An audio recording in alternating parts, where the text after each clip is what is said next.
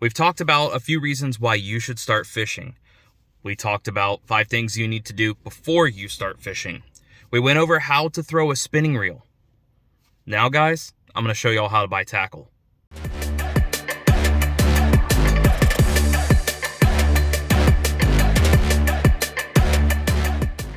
What's up, you guys? This is Cody with Cody Fishing.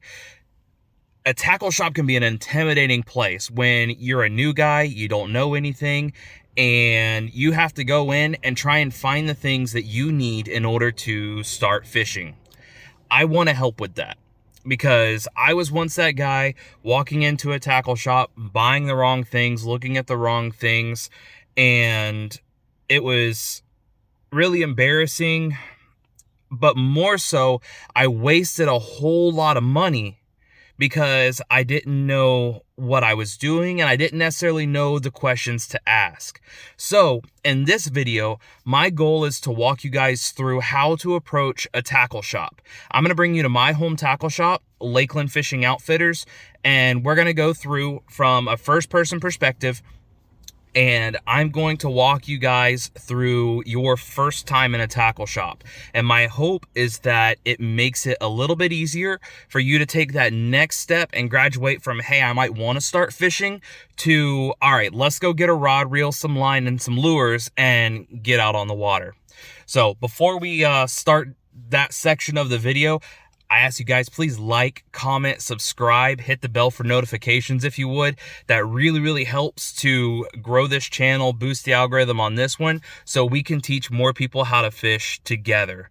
Also, I've started a group on Facebook called Heavy Duty Anglers and Friends. So if you're a heavy duty angler or if you're a friend of one, head over to that group and join. We try and help new anglers, heavy duty anglers, give each other tips, tricks, and things like that, where we can be better on the water. I mean, that's what it's all about, man. I am constantly trying to learn, and I want to share what I've learned with you guys so y'all don't make the same mistakes I do and you can enjoy fishing just as much as I do. So without further ado, let's go make our first tackle store visit.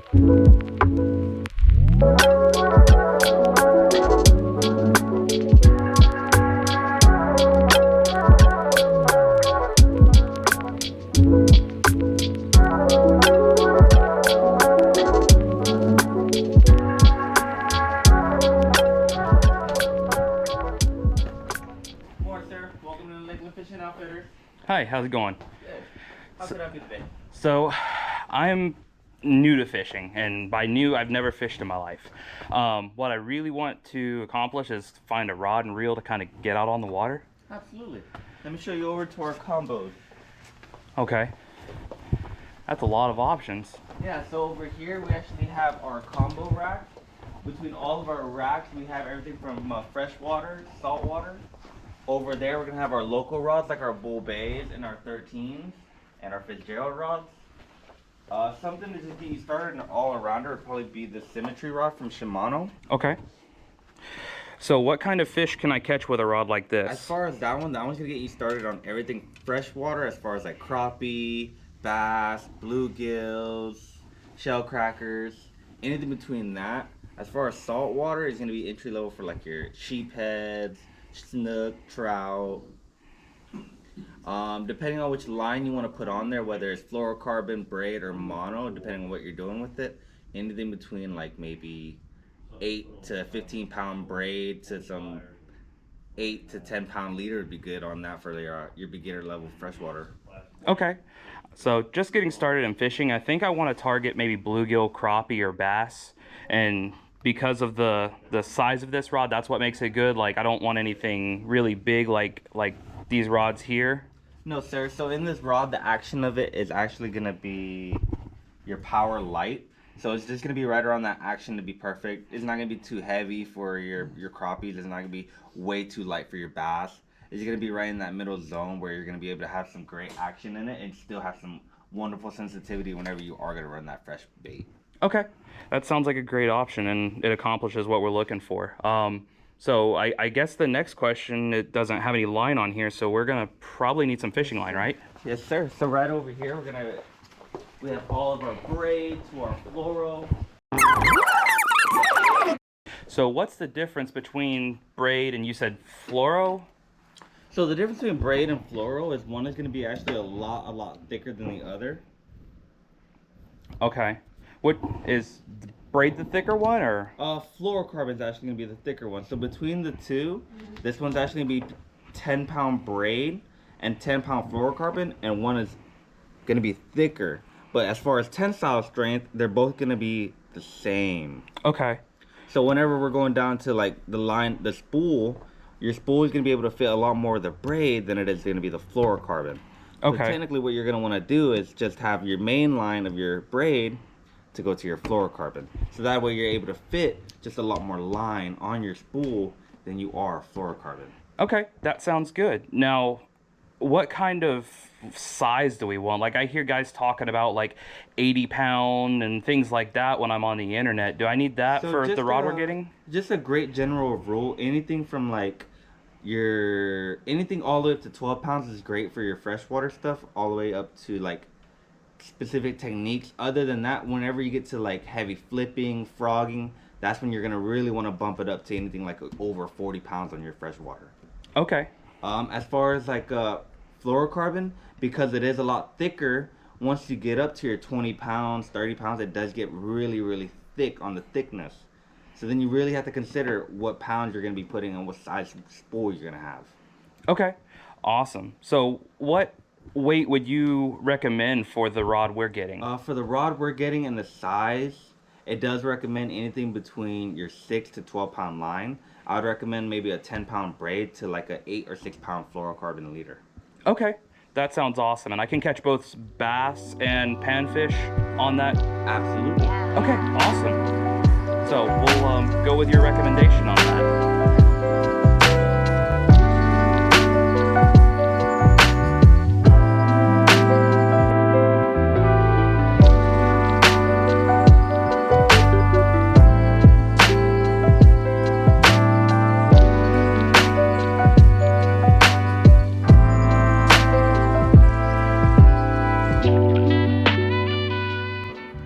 All right, thanks. That looks awesome.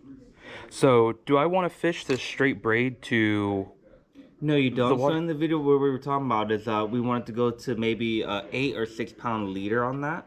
So one that I would just recommend would also be just a trilene 100% fluorocarbon, Okay. and that's going to be on a 10 pound. So I would probably recommend like either a 6 or an 8, just to not match your main line so much. Maybe get something to fish a little bit less than that. So if you were to break off, you're going to be breaking off on your leader line and not losing any main line. Okay. Awesome. So, do you have those in spools that are not this large where we can make sure. a leader? Let me go show you where those are. Thanks so much.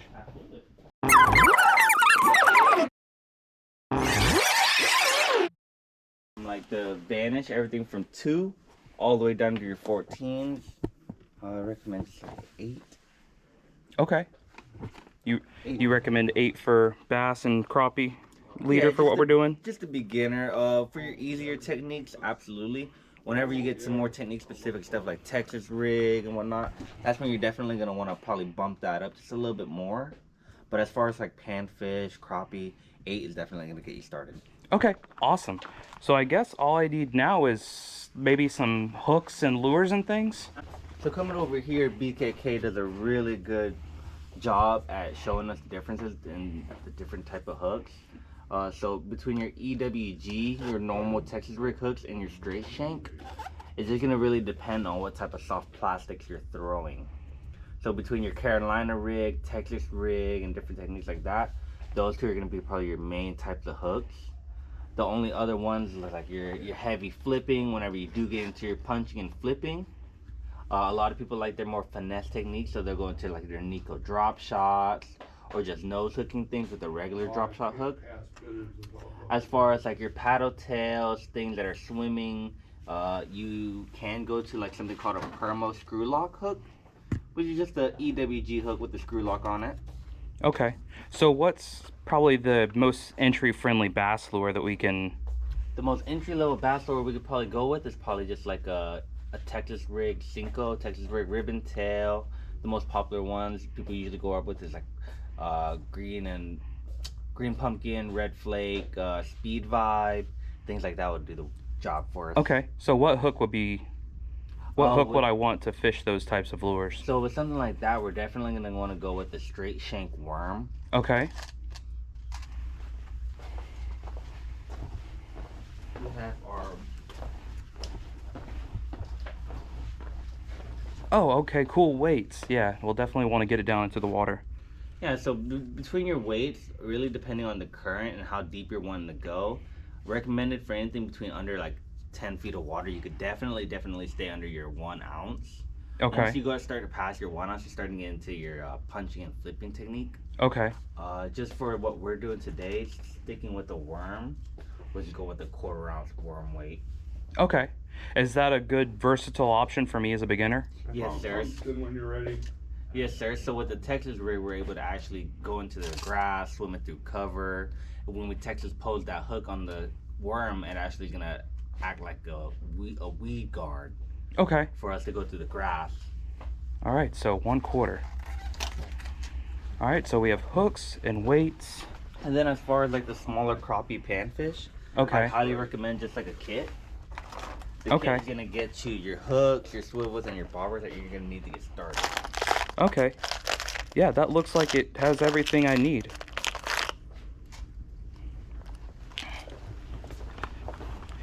And then these are worms, right? Yes, sir. I want these for the bluegill That's fine. or crappie. Yeah. So one thing too, that a lot of people never do when they go into the store, they never open it up. Okay. Yeah. So I'd just open that up, shows them that they feel free to open it. Feel free to most stores will have a checker. You know, some you could shake your worms in, check if they're lively, check how many is in there. All right, I got that stuff at the counter. So what about a lure for like bass fishing? So whenever we come to bass fishing, we'll keep it simple and we'll just talk about worms. Whenever you get down to your worms, there's really only about 4 or 5 different types of silhouettes that you're gonna be aiming for, which is gonna be like your stick bait. Really popular sizes are gonna be range from your 5-inch all the way up to your 7. Okay. What's best for starting out? Do I want a big stick worm? For starting out, I always go with the 5s and work your way up. Okay. Your other type of worm that is going to go into something called your speed vibe, which is going to be the action of the tail. So on your stick baits, you're definitely going to want to like kind of dead stick that, you know. That one's going to be just floating to the bottom, whereas this one you're going to definitely want to keep a constant tension on your line. Okay. And then constant reeling on it. Okay. Just to give action in that tail. Sounds good. So the third type of stick, worm after that, between the 3 of them, is going to be your ribbon tail.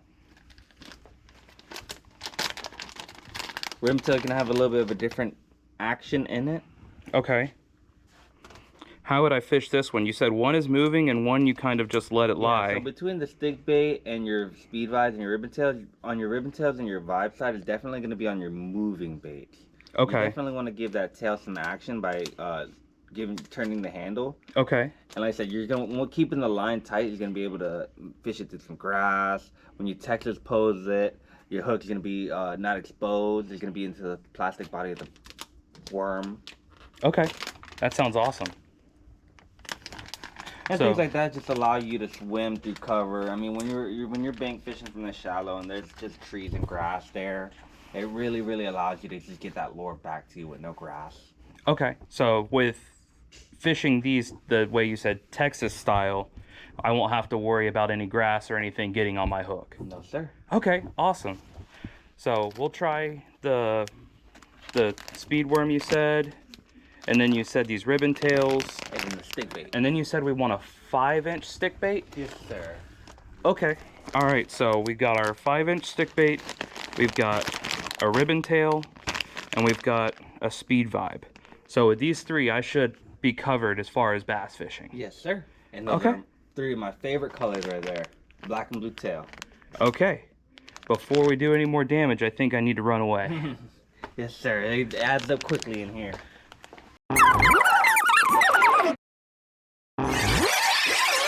All right, so we got our rod and reel, we got leader line for it, some hooks, weights, and worms. This is gonna do bass fishing, correct? Yes, sir. And then this crappie kit, And our worms are going to be for our crappie, Panfish, and bluegill. Okay, cool.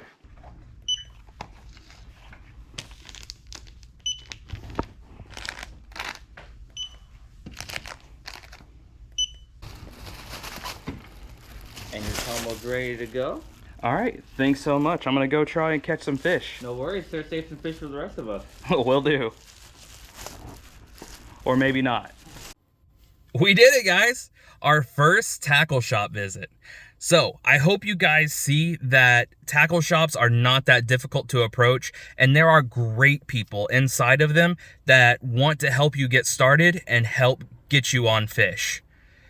Today, we just picked up a couple simple, super simple rigs for bass fishing, and we also picked up a rig for bluegill fishing. In the coming weeks, I'm going to teach you guys how to tie leader line knots from the leader to the braid that we just purchased. I'm going to teach you guys how to tie knots to your hooks, and then how to bait your hooks. And guys, I've already shown you how to throw a spinning reel, so it's at this point, it's up to you guys. But I'm taking you there as much as I can without actually doing it for you. Guys, if you haven't already, hit that subscribe button. When we hit 2,500 subscribers, we're going to be giving away this fishing reel and rod that we just purchased. So make sure you hit that subscribe button, hit the bell so you get notified when I upload. Doing those two things, liking and commenting, will really help the channel, help us grow, and help us to teach other people how to fish. It's been such a great journey for me so far. It's helped me mentally so much, and I'm hoping I can bring that joy and all of those feelings that fishing brings to me to other people and share it with the world. Thank y'all so much for tuning in, and we'll catch you on the next one.